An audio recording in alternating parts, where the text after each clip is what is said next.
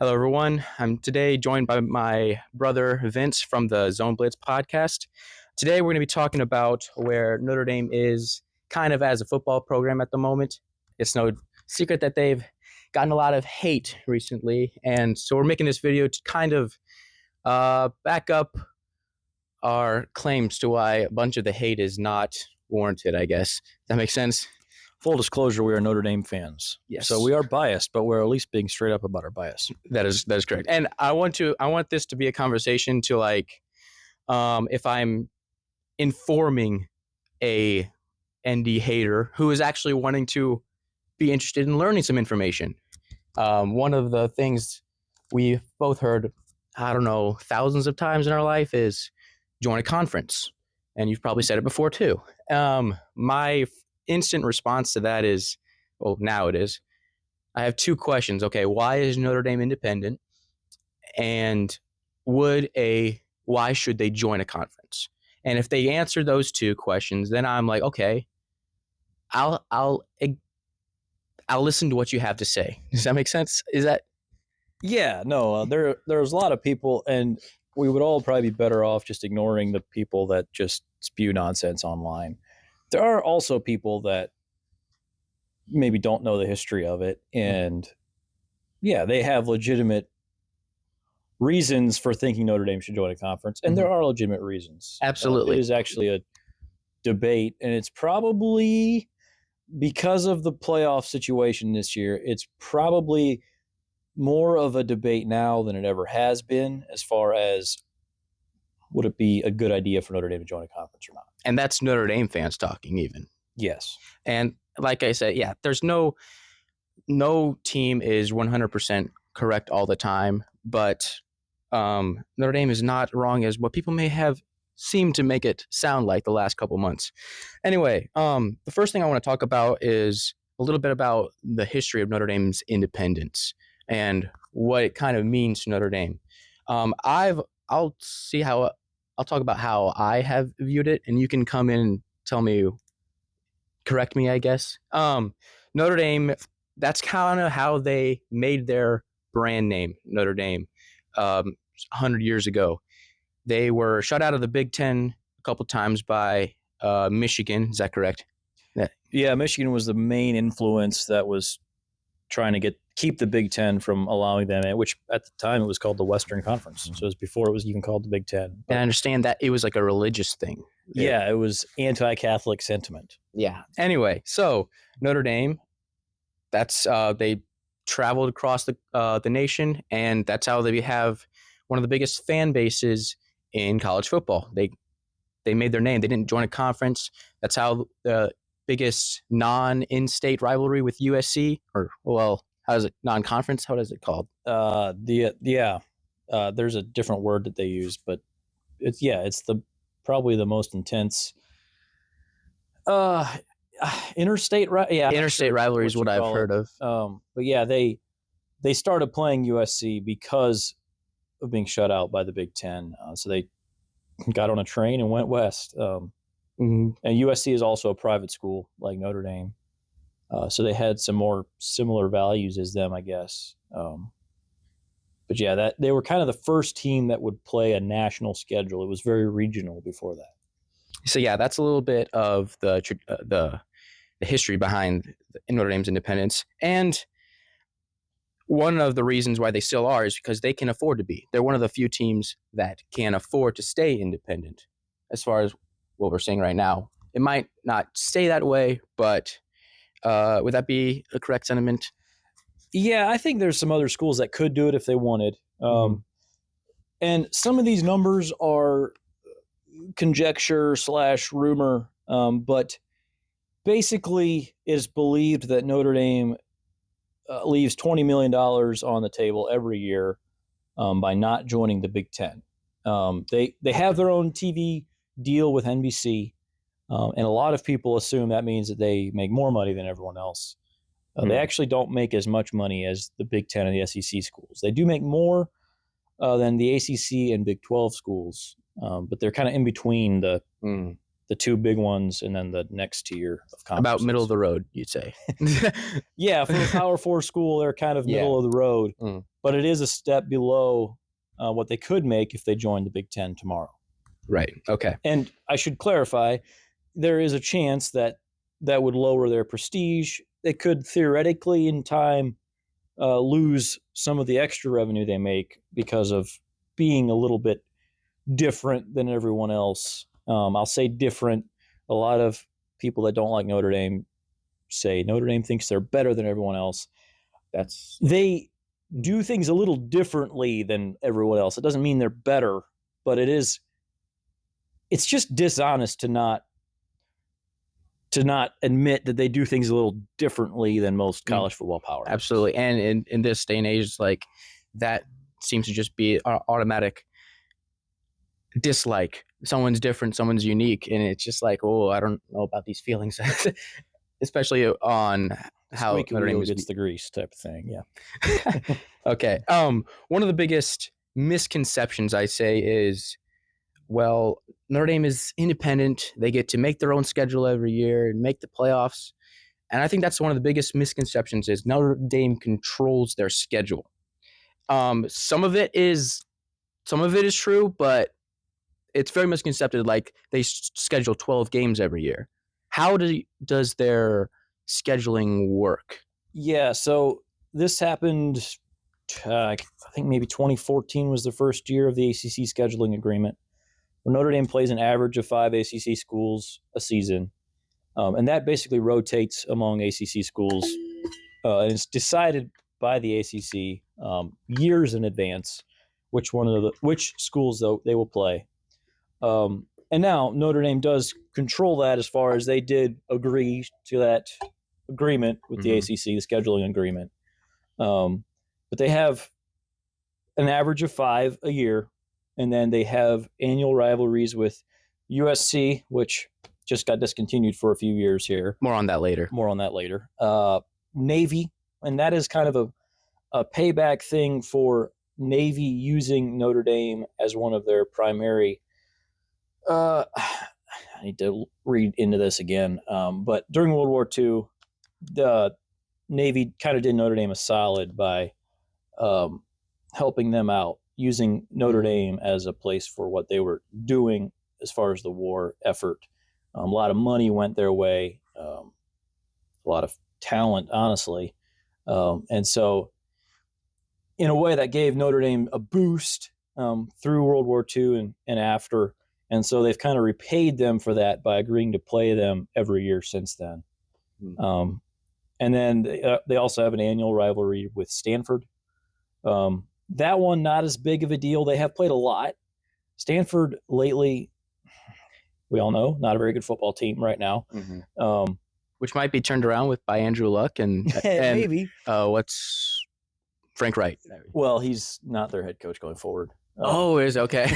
My bad. Yeah. But anyway, so they have the 5 ACC and then those 3 rivalries. So right there, that's kind of Notre Dame's scheduled games. Like everyone else has their 8 or 9 conference games. That's sort of Notre Dame's conference. Right. And the Navy thing, you said it started back in World War I. Is that similar to Army? Or no, they actually haven't played Army that much in comparison to Navy. Navy is the one they play every year. Another thing you see online, they just play service academies every year. They play Navy every year. And it's resulted in watching the triple option every year. Yeah, and lots of players blowing out knees and that type of thing. Not as much recently, but and then so that leaves 4 games on the schedule, which they usually have 1 G5 opponent, sometimes 2. One time in their history have they played an FCS school, and that was a few years ago. They played Tennessee State. I was at that game. We beat them 56-7, I think. Yeah. But that was a one-time thing. All the SEC schools play an FCS opponent every year. That's fine. That's whatever. It's not that different than playing a G5 school, but Notre Dame doesn't play an FCS. And then they often have one other primary opponent, like big time opponent, like a Texas A&M. Upcoming games against Alabama, Texas, They had the Ohio State series recently. And then one or two other games, other Power Four teams usually. Purdue has been a pretty common rival. Michigan State will come back on the schedule next year. Does that have a contract agreement for a certain amount of years, or is it? No, they schedule home and homes every once in a while.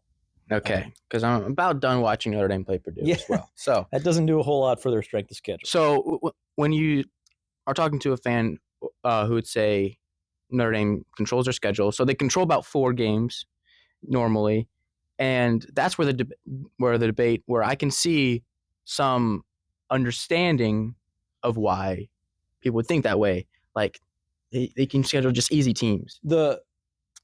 Whether or not however you word it, Notre Dame controlling their schedule, the whole point of a debate about how your schedule is made and all of that, the whole point of that is whether or not your schedule is strong.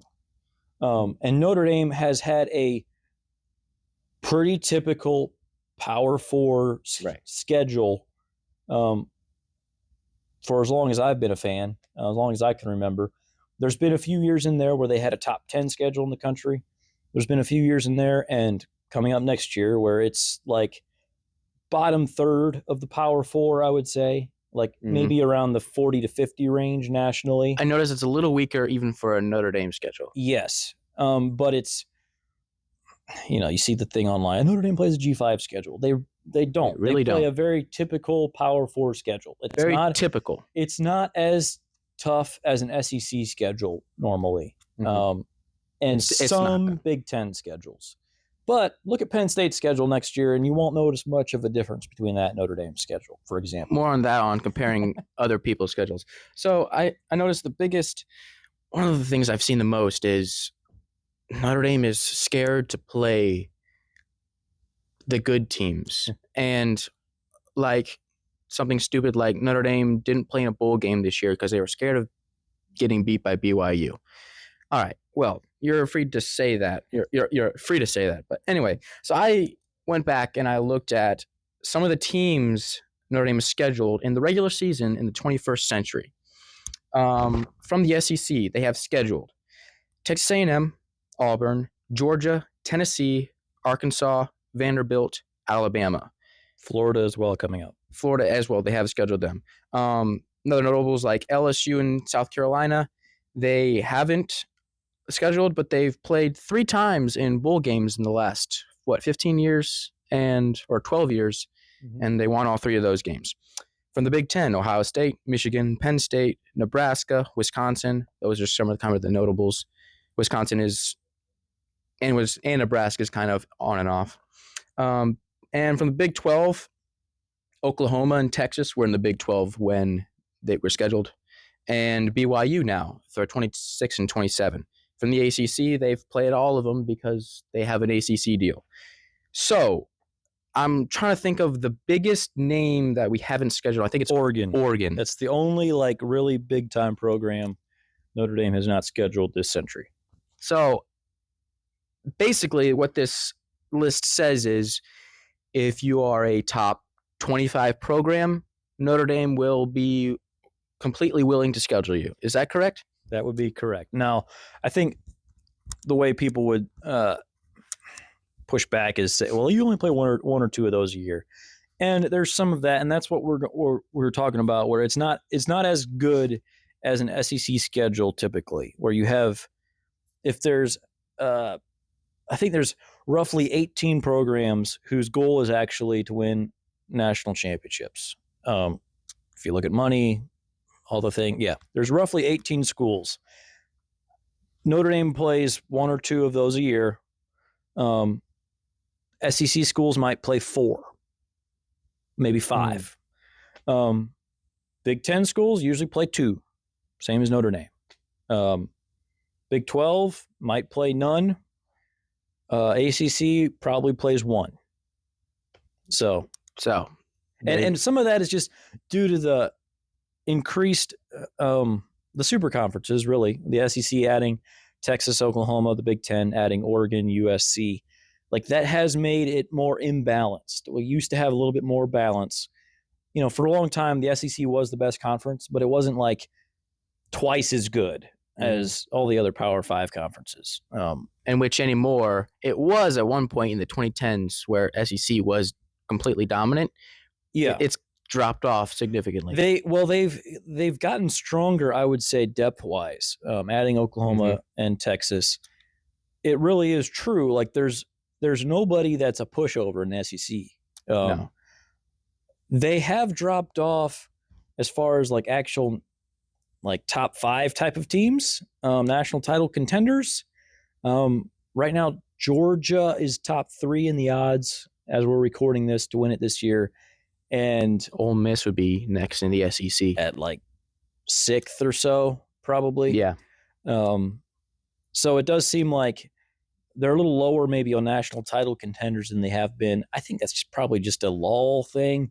A lot of people like to say, well, now that everyone else can pay players too, there's probably some truth to that. But the SEC is going to have plenty of national title contenders coming forward. It's just, it hasn't been quite as good at the top as people like to say, but it has been very good throughout the meat of the conference. And that has made these imbalanced schedules even more pronounced. Gotcha. So I've heard that on where we talked about Notre Dame controls their own schedule. That's one of the things I've heard from other fans. Another thing I've heard is it would actually help Notre Dame if they joined a conference. So that's what I want to talk about next.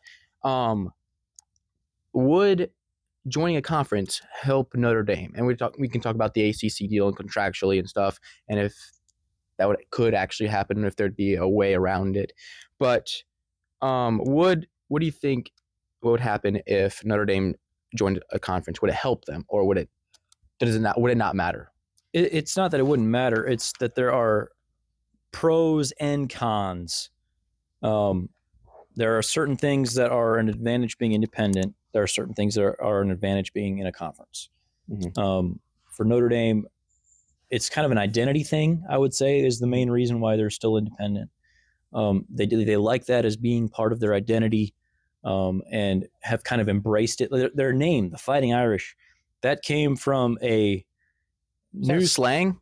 Yeah, it was a newspaper article about a Notre Dame team, a game, a long time ago, and it was said in a derogatory manner about those Fighting Irish, and so they embraced it. They kind of had to they were forced to play a national schedule because they couldn't join the Big Ten, and they embraced it. So they've kind of embraced these things, and it's become sort of their identity. We're a little different. Like people don't like us.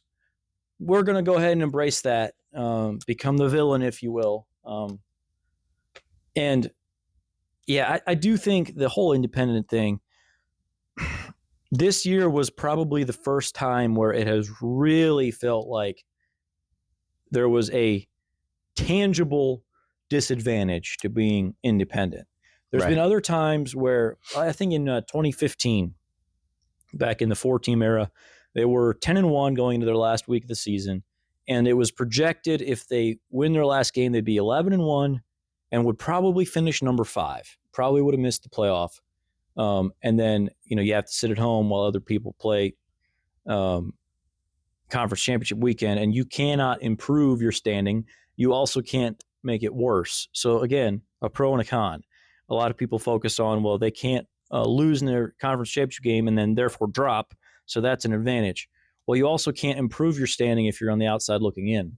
So that's a disadvantage. That would have been true this year. If they could have played it in the ACC championship game, for example, this year, they would have been in. Yeah. So that would have been an advantage. There's also the disadvantage. It goes both ways. I think if the rest of the sport is determined to push them out, it will probably eventually get to the point where they will choose to join a conference. Only if they have to. Yes. If it comes down to you have to do this to actually have access to the playoff, that would be the type of thing. Now, you could argue maybe this year we're saying they don't have access to the playoff anymore. They do. If they take care of business, they're fine. Don't lose to Miami or Texas A&M. You're in the playoff. Don't leave any doubt. You leave any doubt, you put it in the committee's hands. Anything can happen.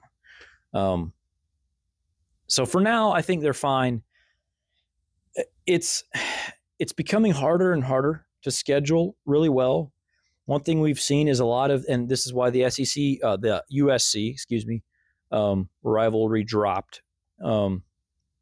Big name teams especially want to play Notre Dame in September, the beginning of the year, before their conference schedule starts. That way they can get it out of the way.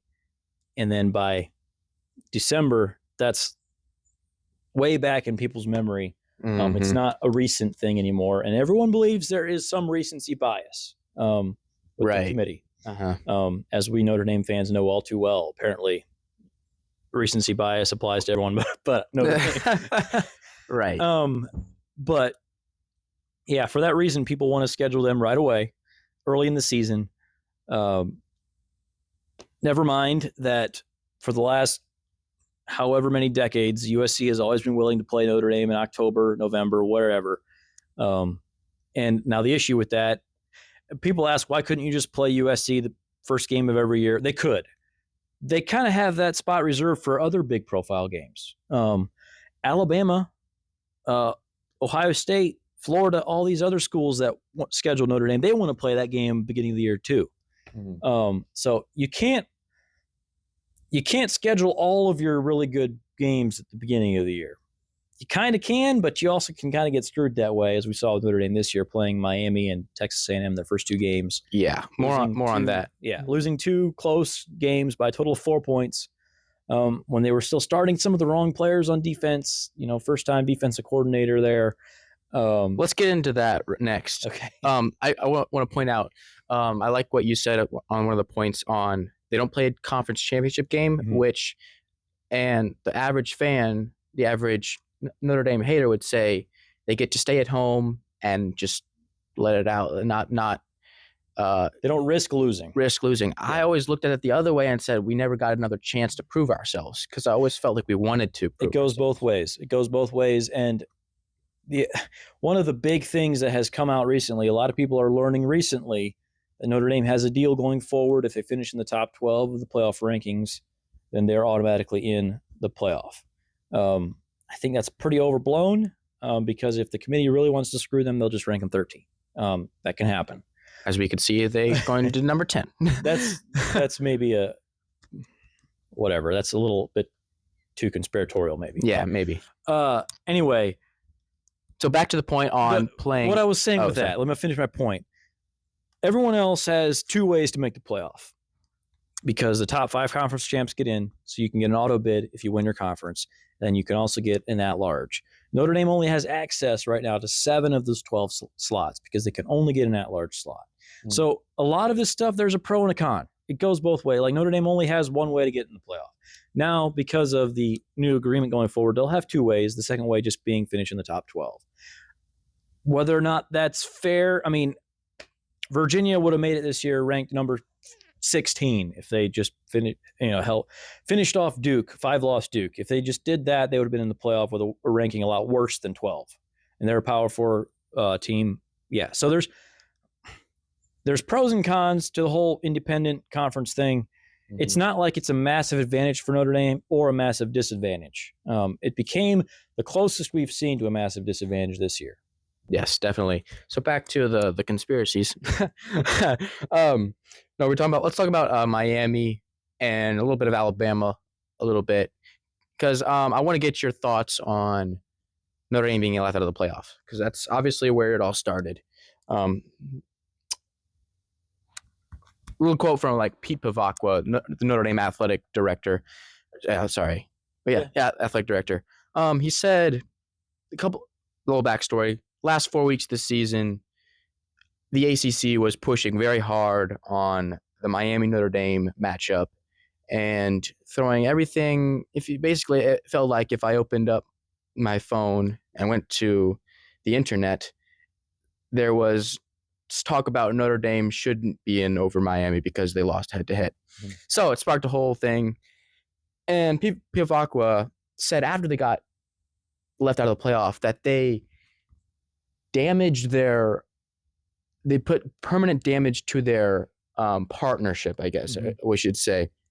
Now, I had a couple mixed feelings about that. So I completely understand why, because it felt like ACC and Notre Dame are, what are they called? Business partners, but Notre Dame is not part of the ACC. Is that warranted by ACC to what they did and how they were gunning for Miami, or was it just kind of middle of the ground, like, or was it what Pete Bavacqua said is they did permanent damage to the friendship? Yeah. So what happened is the ACC, all their Twitter accounts were constantly comparing Miami to Notre Dame head to head. Shouldn't matter. The ACC network ran the game on a loop the week leading up to the announcement. I think it was completely reasonable for the ACC to push for Miami. It was unreasonable for them to only push for Miami versus Notre Dame and not compare them to Alabama, Oklahoma, some of the other on the bubble type of teams who also happen to be from a conference who has a deal with ESPN, same as the ACC. Yes. So, which Notre Dame does not. They're with NBC. ACC and the SEC, both with ESPN. There's financial incentive for the SEC and the ACC to help each other out. And there's a lot of smoke that was kind of an agreed upon thing on the committee with SEC and ACC members that are part of the committee. We'll help you out if you help us out. Right. With the ACC wanting to get a team in and the SEC wanting to get as many teams in as possible. Well, let's go to that point later. I want to talk about the playoff decision. And I'm going to talk about how I view it, and you come show me where I'm wrong or what your own thoughts are. And I'm not a conspiracy theorist, okay? We both believe in the moon landing, okay? Correct. We believe that the earth is round. And it goes against my nature to put conspiracies out there. I'm like, because you just look dumb. But anyway, here's where we're gonna go. Alabama loses to Oklahoma, and they drop below Notre Dame. Was that week 9 or 10 or something? I don't remember the exact week, but it was. There was a few weeks of football left. Anyway, so it seems like Notre Dame stayed above Alabama the rest of the way at 9, Alabama at 10, and until the very last week, and where the playoff committee kind of saw a little flaw in their choosing of where they were ranked. Going into the final week of college football, rivalry week, Notre Dame was 9, Alabama was 10. And that 10 is that kind of that bubble spot on where you can get pushed out of the playoffs if that conference champion, either how did it work? If BYU would have won the Big 12 over Texas Tech, the top 9 would have made it as at-larges. And that 10 spot would have gone out. Yeah. Now, we know this is where I don't care who you are. You can be an ND hater. You can be a fan of Notre Dame. I just want you to agree on this fact that when Alabama played Auburn, they were what? How many point favorites on them? 2 touchdowns, I believe. It might have been a touchdown. I think it was a touchdown. It was just under a touchdown. Anyway, it went down to the wire, and it's tie game, and it goes. I think it's just a 4th and goal. I think, and it's late in the game. Alabama throws a touchdown pass, decides to go for it instead of kick a field goal. And that was, kid you not, the reasoning behind putting Alabama above Notre Dame. Alabama beat Auburn on the road by 1 score. Notre Dame the same weekend beat Stanford on the road by, I don't even remember, but they were up 35-3 at half. Yeah, it was 45-3 at one point or 42-3, whatever. And Auburn was a 5-win team and Stanford was a 4-win team. Now Auburn was better, but yeah, it was a weird time for the committee to all of a sudden switch those, jump Alabama over Notre Dame and give the reasoning they were impressed by the gutsy fourth down decision, which the committee chair going in front of TV and answering questions and giving just the worst possible answers to every question. Like, I don't put a lot into that. Like, I don't think that's actually what they were like. I don't think the committee was in the room saying, well, Alabama did have a gutsy fourth down attempt here, so we should jump them over to Notre Dame. I don't think that was the decision making. I also don't think there was really a good, legitimate reason other than maybe we should never have dropped Alabama below Notre Dame. Or the maybe conspiratorial thing is if they're sitting at that 10 spot and they lose the SEC championship game and BYU wins the Big 12, then they need to get knocked out. Let's bump them up to 9. That way they're in regardless. We can leave them in there even if they lose the SEC championship game by 25 points, whatever. Just throwing a number out there. It was one of those two. It was either we realized we made a mistake by dropping Alabama behind Notre Dame, or we need to get Alabama in front of Notre Dame, even though we don't believe it. Yes. We need to get them Notre Dame into that bubble spot. It was either incompetent or dishonest. It was one of those two. One of those two. And let us go into that of, okay, so Notre Dame gets left out. Now they get invited to the Pop-Tarts Bowl. And here comes the next wave of Notre Dame hate. Let's go back a little bit. Okay. The Miami side of things, we didn't even talk about that. Yeah, Miami in the initial rankings was 18. Notre Dame was 10. Yeah. I forget. 11 maybe. Maybe they climbed up to 10. I can't remember. But and then over the last 5 weeks, they both took care of business very solidly. Both looked about the same on the field. And then Miami ended up jumping them. I was never like completely against Miami being ahead of Notre Dame because head-to-head does matter. Like, I really do believe that head-to-head does matter. That said, just the way it all went down where they were way behind and eventually passed them after nothing happening. Neither one of them played conference championship week, which that was the ACC's fault because of their tiebreaker system. But stupid. Yeah, it just felt very either incompetent or dishonest, one or the other. Yes. It was not a well-run, above-board committee this year. And I think everyone kind of agrees with that. Yeah, most people would agree the process was really dumb, even if a lot of people would agree that the end result was what would they agree with. Mm-hmm. And so that's two different questions. Was the process good and was the end result good? I think we can all pretty much agree the process was garbage. It was horrific. Right. The end result, more debatable. Obviously, this is where our bias comes in, but I like to take bias out of it. Let's do that. I'm a big computer rankings guy. I was about to ask you that next. There's over 50 publicly available computer rankings out there. I like to pay attention to them. Not all of them, obviously. But anyway, in the old BCS system, we had a combination of computer rankings and human rankings. We kind of had like a mishmash where I think maybe 1/3 or so of it was humans. Might have been up to a half. They tweaked it a few times. And then you have multiple different computer rankings. You bunch them all together. You spit out the rankings. It's hard to argue with that. Like you can't like argue with a formula or it's hard to. Well, anyway, this year you could cherry pick the 10 computer rankings you want. Cherry pick the poll you want. It is essentially impossible to put together a formula that would leave Notre Dame out of the playoff this year. It basically is mathematically impossible, even by cherry picking whatever metric you want.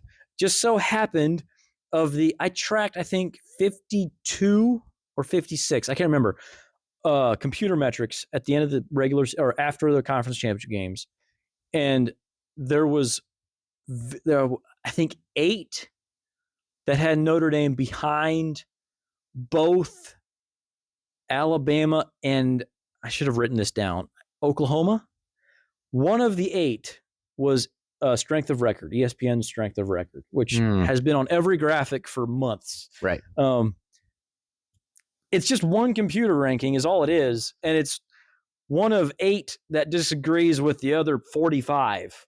And even that one, I think, I need to look it up, but it would basically be impossible if you get a multitude of computer rankings together. It doesn't matter which ones you weigh higher and there's different types of computer rankings. Some of them use things like game control or point differential, to kind of determine how dominant you were. And there's others that don't pay any attention to that and just kind of pay attention to who did you beat, who did you lose to, who did those teams beat, who did those teams lose to. And either system, they all had Notre Dame in the top 10, pretty much. Like, there's a few out there, but if you had especially if you had a random collection of 10 computer rankings, Notre Dame would not have been 10. They would not have been 9. They probably would have been 8 or 7. Like, they were actually that good on the computers. And by the way, Vegas agrees. Before going into the Selection Sunday, Vegas had Notre Dame at either 3rd or 4th, depending where you looked, best odds to win the national title. And that is even baking in the odds that they might still miss the playoff. So had they made the field, they would have definitively been in the top 3 national title odds. Vegas is pretty rich for a reason. Like, right. They didn't need to be in the top 3. They just needed to be in the top 10. And even that, they weren't able. Now, we're not able to do according to the committee. So your final stance is mathematically Notre Dame got snubbed. Yes. Yes. There you go. And it's funny. Like, I don't know if it's funny. The computer rankings actually would have not all of them. A lot of them would have had Notre Dame and Miami above both Alabama and Oklahoma, which kind of matches the eyeballs of the last month of the season, if we're being honest. People were more arguing about the Miami loss and their loss, and they're not having the amount of wins, I guess, top 25 wins, if that's a good win only to you, and less arguing, well, Notre Dame is actually better. Yeah. No one was really arguing, but I don't think Notre Dame is good enough. 2 years ago, Alabama was in over Florida State because they were better than Florida State. Exactly. Is what people believed, because Jordan Travis got hurt. It's always been a debate. Should it be the best teams or the most deserving teams? My point is there's computer metrics for both of those things. And both of those things would have had Notre Dame in the field. Wherever I looked, it seemed that if there was a reasoning for having left out Notre Dame, there was a counter argument in a different scenario. Mm-hmm. One of that being what you just said, the Alabama was put in because they were better. You know what I'm saying? Yeah. Which I don't think a lot of people were saying that this year. Not a lot of, because the morning of Selection Sunday, FanDuel, for example, they put out hypothetical playoff game lines, and they had Notre Dame favored by 5.5 against Oklahoma, and Alabama favored by 1.5 against Oklahoma. So essentially, Vegas is telling you, or FanDuel, I guess I should say, was telling you that Notre Dame is 4 points better than Alabama. You can disagree with that. That's what FanDuel believed. Right. And that's what most of the computer metrics believe too. Okay. So now let's get back to that bowl decision that we're going to talk about. So after all of this, Notre Dame, after multiple weeks of being told that they were in the playoffs, that they were secured their spot until the final of the rivalry week and then the championship game week, where Alabama then lost to 21 to Georgia. Anyway, they got left out. Mm-hmm. And it was said that the coaching staff didn't even know what to tell their players, because, what do you tell them in that situation? Ultimately, Notre Dame decided to be left out of to not play in the Pop-Tarts Bowl. Mm-hmm. I'll give you my stance first. As a fan, I was a little disappointed right away. I was like, man, I wanted to at least see them play. I didn't want the last game of Jeremiah Love to be Stanford, whatever. Mm-hmm. But then the more I thought about it, I saw that, okay, most of the players wouldn't even actually have played in the Pop-Tarts Bowl. And I actually 100% backed them up, as far as this isn't a take your ball and go home decision, as what people make it seem. I think it's there was more of a stance taken to this. We're not going to play your games. We were used as a pawn. We were lied to. and that's all factual. We were lied to, and this is we're not gonna be part of the system. It was kind of a middle finger to ESPN. ESPN owns the bowl games or the bowl rights for most of the games, including Pop-Tarts Bowl. And they, of course, have the agreement with the SEC and the ACC, which, of course, Miami, Alabama. And like you said, yeah, it felt like it was a TV show for a month, and then there had to be a plot twist at the end, and they pulled the rug out from under Notre Dame's feet. I think if they used some kind of formula for the ranking, and Notre Dame had been out for the last 3 weeks, they would be playing in the bowl game. Right. I think that would have happened. The way that it was, the whole system went down with the process and everything. It was honestly unbelievable they didn't make it. They were like minus 2,000 to make it that morning on FanDuel. Everyone believed it was them and then either Alabama or Miami. Like very few people thought it's Alabama and Miami. Notre Dame is out. That just didn't really make sense. Like it wasn't common sense that was even on the table, really. Anyway, so for the players, and it was a team decision. The captains, the coaches, talking to all the different players, position coaches, and everything. They came to a team decision, decided not to play. I don't have like a strong opinion whether they should or should not have played. I do think it's a little ridiculous, and there's some blind hate going on. A month ago, or a month before that, I should say, everyone hated ESPN because of YouTube TV. The YouTube TV fiasco, always looking for more money. People hate ESPN for what they and the other TV networks for essentially forcing all these big super conferences where it's all about the money, and we have regionality going away from the sport where different styles of different conferences were always fun. It was like a part of college football. That's gone. It's because of the TV networks, primarily ESPN. We all know this. The ESPN approval rating is not very high. And then all of a sudden a team comes along and tries to give them just the slightest of middle fingers, and everyone's like, "Oh, you're just taking your ball and going home." I think most of the people that said that, they just hate Notre Dame. That's I think that's all it really boils down to for most people, and that's fine. I have some teams I really hate too, and probably have some unfair biases against them. Growing up, I wanted everyone to like Notre Dame because it felt just like, oh man, why do you hate us? And you grow up in your lesson, I'm like, you know what? You want the haters at some point. But unrealisticness. It was kind of nice a year ago when Marcus Freeman was all of a sudden the hot new coach in the country, and everyone was like, "Oh, it's really hard to hate this Notre Dame team because of Marcus Freeman and the way they play." They beat Georgia, Penn State. I'm okay either way. I care more about people respecting Notre Dame. Right. Exactly. I just thought it was dishonest to act like you're all like you would be above, dropping out of a bowl game, not accepting a bowl invitation if you were in that situation. I think a lot of teams would have made the same choice in the identical situation. Okay. And to add the fuel to the fire on this Notre Dame hate, somehow, the USC rivalry. Let's talk about that for a little bit.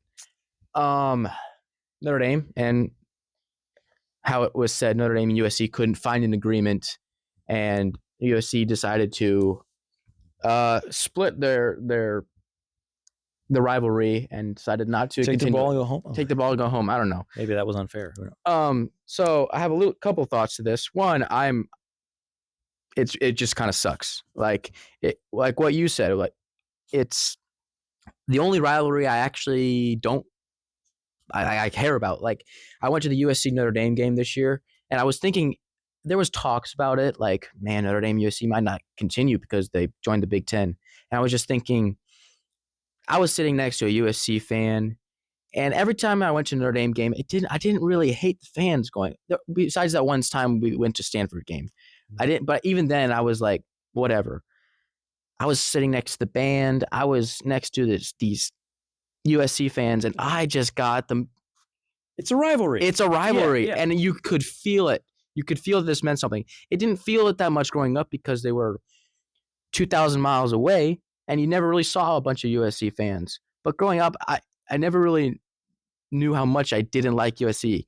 Even the color scheme, like every time I see that color scheme, I just think, like, ugh, it leaves a bad taste in my mouth. When we drafted Michael Pittman Jr. to the Colts, I was like, cool, but yeah. Anyway, we like him now.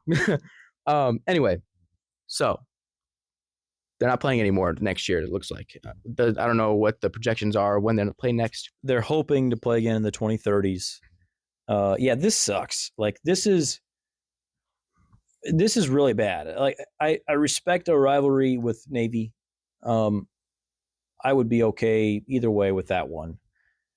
I would be very fine with canceling the Stanford series. We have other rivalries with Michigan, Michigan State, Purdue, Boston College, and they're all fine. Like, as occasional rivalries, that's cool. Mm-hmm. USC is the one I really care about. USC is the one Notre Dame should play every year. Right. And yeah, it really sucks. It does feel like USC is ducking Notre Dame. They do have a tougher schedule than Notre Dame. I wanted to talk about that. They part of the reason is because they joined the Big Ten and they don't feel like it's in their best interest to not play Notre Dame. I think if USC had beaten Notre Dame this year, they'd be in the playoff. And I'm not sure you could say that if they had replaced Notre Dame with Roast Beef State and beaten them, that they would be in the playoff. Like, they probably wouldn't be. They'd probably be in the same place they are now. No one decides to look at it that way, though. That's right. I do think next head coach, next AD at USC, this is going to change. Like, it better. It feels like it has to. This, even more than missing out on the playoff this year, this has made me more okay with the idea of Notre Dame joining the Big Ten.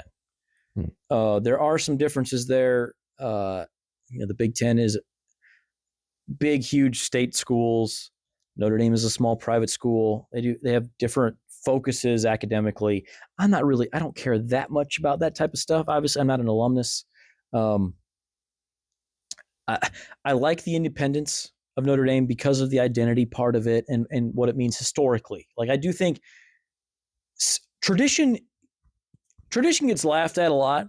Tradition actually does mean something to me. Like, college football has some great traditions, man. Like, I don't care about Clemson. I don't really care about the fact that they run down a hill, touch a rock. Part of me would be sad if they stopped doing that. You know, right. Like there are traditions that, like, tradition is a good thing. Notre Dame being independent is cool. I like that. 40 years ago, Penn State, Florida State, Miami, they were independent too. They chose to join conferences because they believed it was in their best interest. Notre Dame will join a conference when they believe it's in their best interest. No one forced Penn State, Florida State, Miami to join a conference. No one's going to force Notre Dame, I don't believe, even though people want that all the time.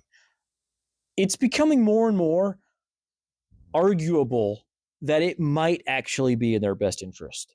If that's what you need to play your rival every year, that's fine. Like, especially because at this point, conferences don't really mean anything anyway. Like, essentially, it is it's a massive group of teams that might as well be independent, and they just have some kind of scheduling agreement. That's what it is anymore. Like, there's very little identity anymore with conferences. Like, as far as style of play, and Rutgers and Oregon fans are never going to see each other, and like, it doesn't mean anything. Like, right. It's just a scheduling agreement is all it is. So in some ways, I would be okay now with Notre Dame joining the Big Ten, if that's what it would take to actually play your rival every year and make everyone shut up. Right. But that said, I'm not acknowledging that they have some kind of unfair advantage by not joining a conference. Like, I think that's baloney. Let's go. I want to talk quickly about the joining of a conference, because you said you would understand if they wanted to join the Big Ten. Correct me if I'm wrong, but contractually, if they were to join a conference, it would be the ACC. Correct. Right now, the ACC is a sinking ship. Florida State, Miami, Clemson, I think all of those schools are gone as soon as they are able to, legally / financially. And with their sinking ship, makes Notre Dame's schedule actually worse. Yeah. I think Notre Dame could get out of that if they really wanted to. If they wanted to join the Big Ten tomorrow, they could figure out a way to do it. It might involve paying a lot of money. They can make it happen.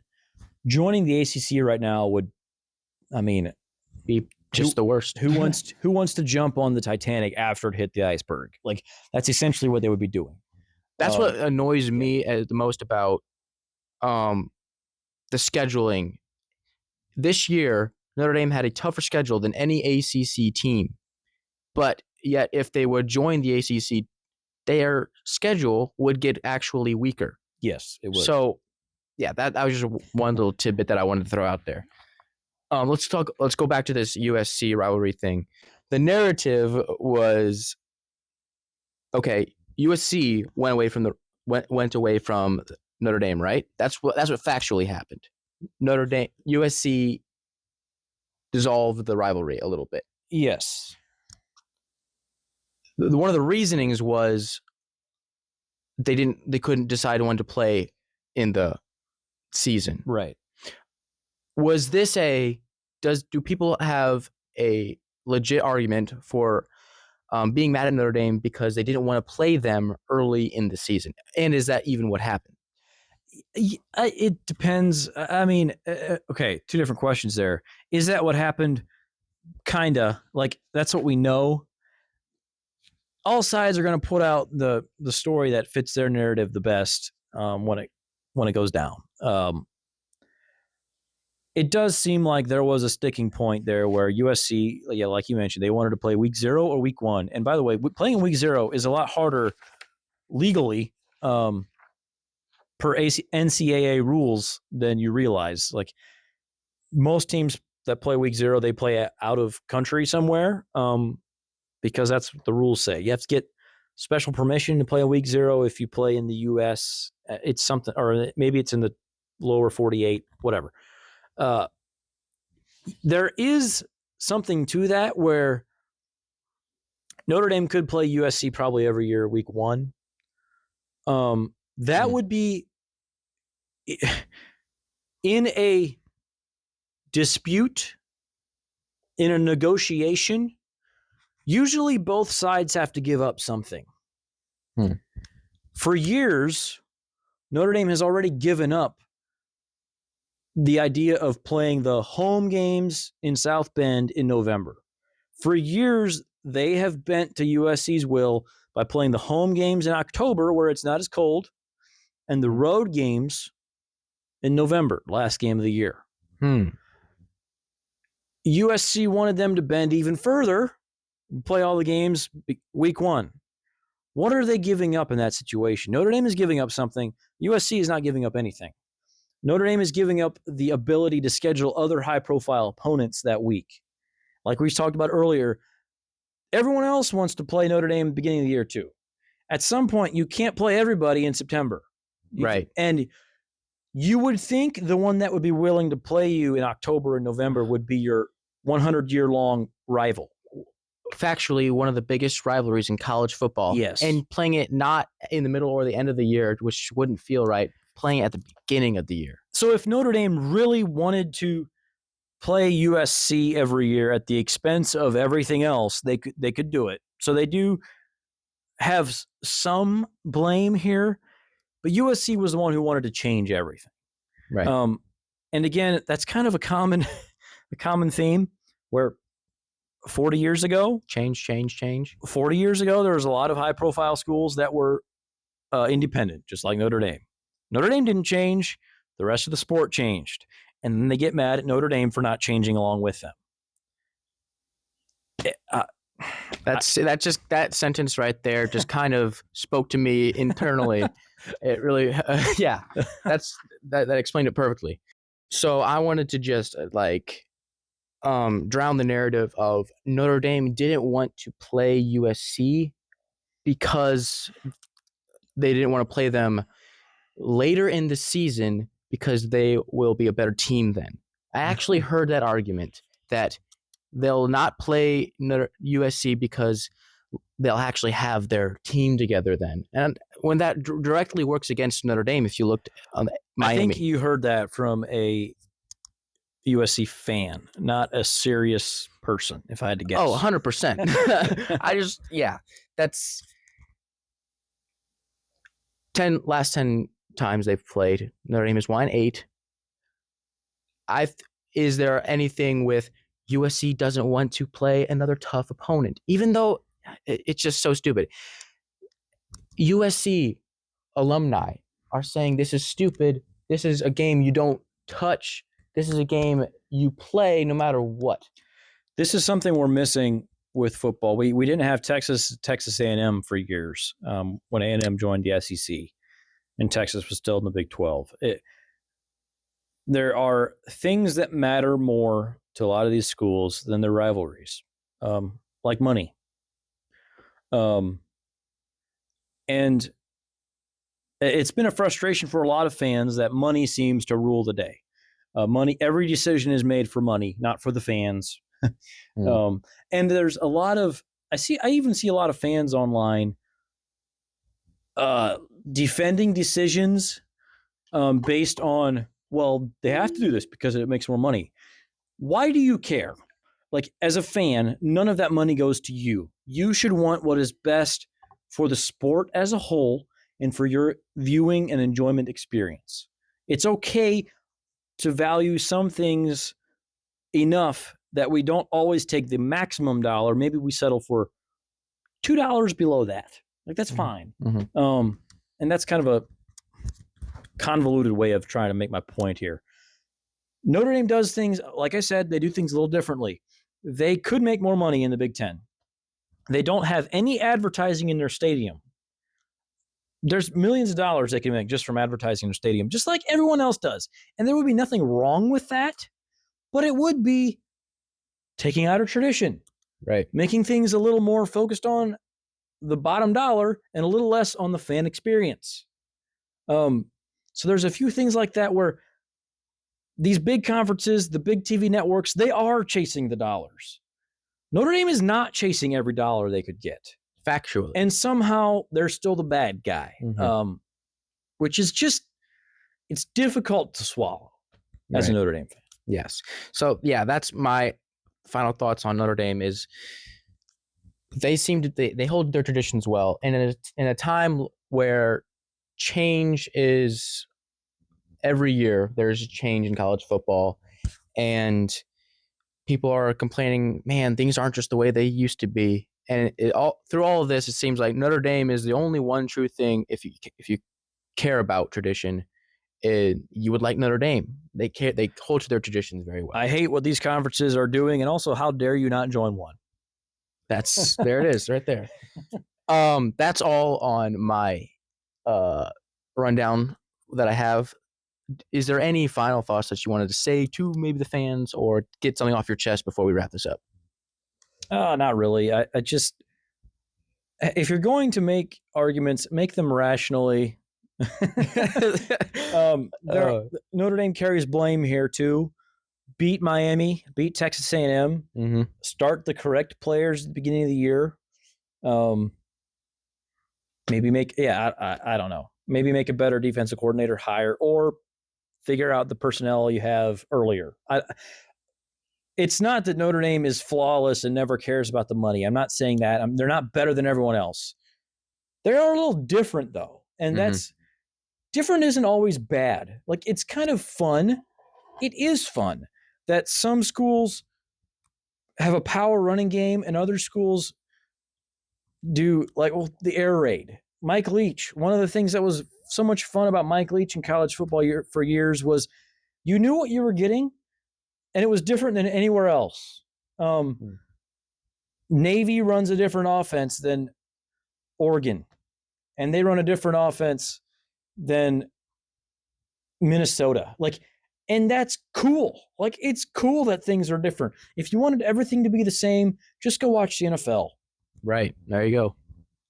And so don't hate on Notre Dame because they're different.